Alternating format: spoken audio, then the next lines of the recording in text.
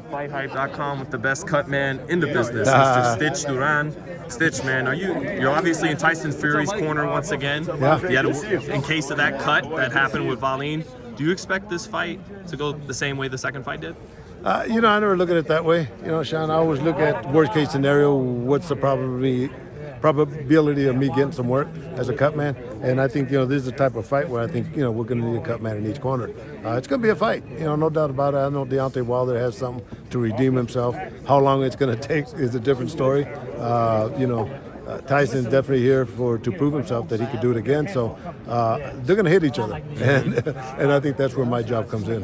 Did you get to see Tyson in the gym at all over there? No, not at all. I was on vacation. I had already scheduled vacation before that pandemic kick, and before his fight, they canceled it. Well, I still had to go on vacation, but no, I just saw him yesterday, and we squared everything off on what we got to do, and it's all systems. I told him I'll see you in the dressing room. You've been around some of the best fighters in boxing, and I'm sure you can pick up on something before the fight. Yeah. Pick up on anything from Wilder and Fury before this fight? Saw the press conference yesterday, or? Yeah, confidence. And that's what press conferences are. They're confidence, and Tyson definitely is. It's more than the average person. He just has that confidence. And Deontay Wilder, the only thing that counts, bro, is the truth.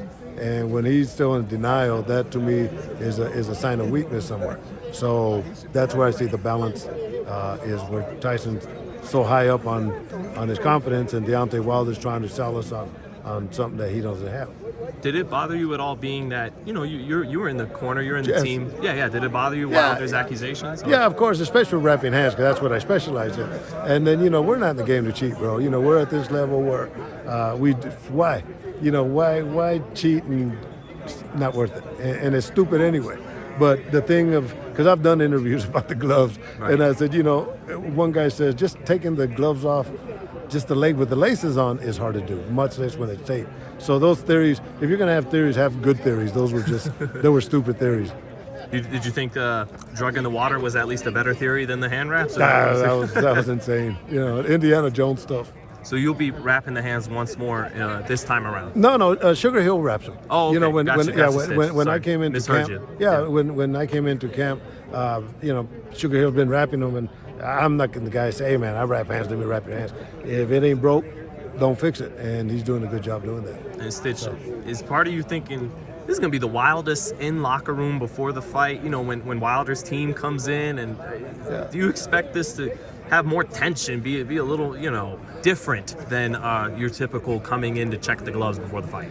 Yeah, well, it depends on who they send. Listen, we've done this millions of times, Sean, and we know the routine. The commissioners know the routine, but if they, I don't think they'll bring in, was it John the attorney? Yeah. Because Tyson kind of, kind of cussed him out a little bit. JDS. Oh, JD, yeah. I don't think he'll be the one coming in. Don House is probably be the guy. I've worked with him many years with the UFC and all that, and he knows. He knows we're not here to screw the game up. So if Deontay's Wilder team were smart, they would send Don House to go check out the wraps.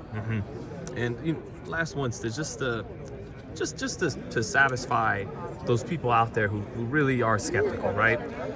How do you think in Vegas, because the logic is there's no way you could get away with this shit in Las Vegas with all the precautions. How do you think Margarito got away with it then 13 years ago? There is a little precedent there, I suppose. Well, yeah, and that's having maybe inspectors that aren't knowledgeable. And it's funny you asked that, because ESPN, guy called me from ESPN and asked my opinion on that. And I said, well, let me put it to you this way, is when you're wrapping a fighter's hands, especially a champion, you get the gauze padding, you get the tape strips, you set everything on the table already done. So I guess what happened with Margarito's coach is he reached in the bag and got the padding that was there, which obviously he probably did when he was in his room.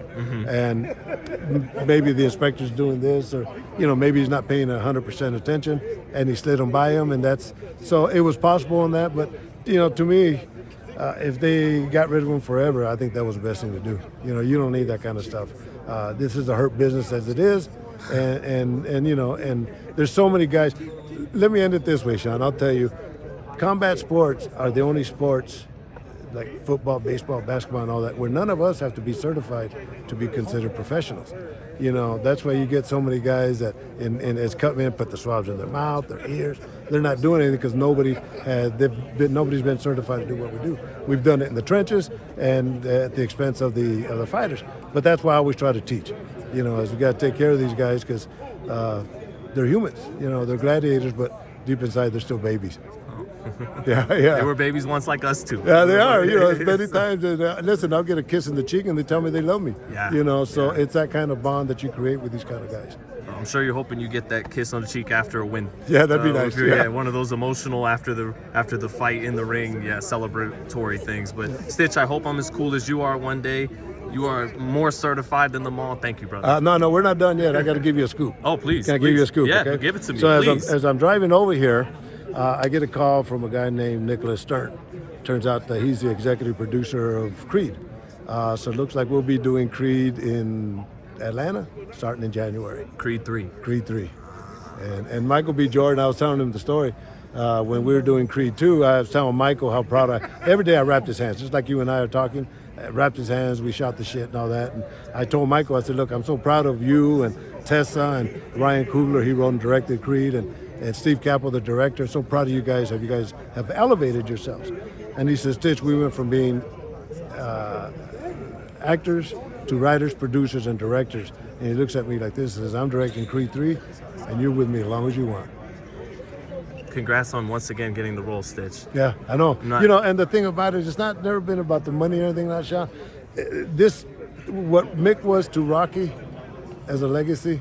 ¿Qué pasó, bro? what Mick was to Rocky as a legacy, Stitch will be to Adonis.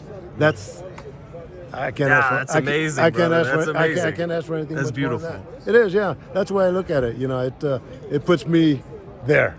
You know, and growing up as a farm worker, I've come a long ways. So are you gonna have to talk with him like the beginning of Rocky 3 was the worst thing that could happen to a fighter is you got civilized. They was handpicked. Oh, they were good fighters, but they weren't killers like this guy. So we'll see if we get that speech.